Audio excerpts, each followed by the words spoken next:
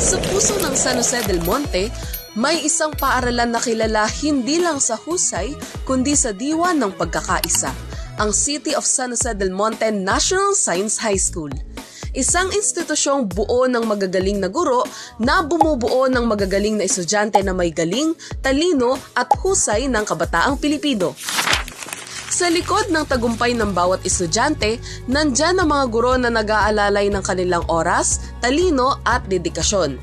Sama-sama, bawat mag-aaral at guro, humuhulman ng kahusayan sa pamamagitan ng pagkakaisa, kung saan ang bawat tagumpay, hindi lang dahil sa isang tao, kundi dahil sa pagsasanib ng lakas ng bawat isa. At kasabay ng pagdiriwang ng Sisansay ng ika-11 taon ng pagkakatatag ngayong buwan, aming pinagpupugay ang 2 guro na mahigit 1 dekada nang nagsisilbi sa sintang paaralan ng Sisansay. Si Ma'am Arian Jane Reyes, kilala bilang isang mapagmahal na ina, hindi lamang sa kanyang mga anak, kundi pati na rin sa kanyang mga estudyanteng tinuturing niyang sariling mga anak sa silid-aralan. Bilang estudyante ni Ma'am Arian, mararamdaman mo ang pagmamahal ng isang magulang sa kanyang gabay. Suporta na nagtutulak sa iyo na maging pinakamahusay. Anuman ang landas na iyong piliin, makakaasa kang laging nakasuporta si Ma'am Arian.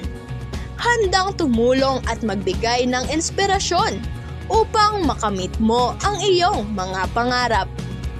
Si Sir Danilo Valente o mas kilala bilang Sir Dan, isang guro na talagang hinahangaan ng kanyang mga estudyante. Sa kanyang malalim na kaalaman at pananalita, mararamdaman mo agad na puno ng karanasan si Sir Dan, isang tunay na alagad ng karunungan at buhay. Kapag nasa klase ni Sir Dan, palaging may sigla.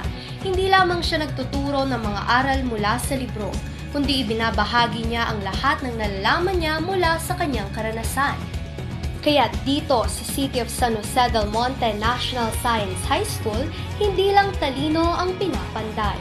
Dito binubuo ang mga bayani ng bukas, ang pagkakaisa at kahusayan.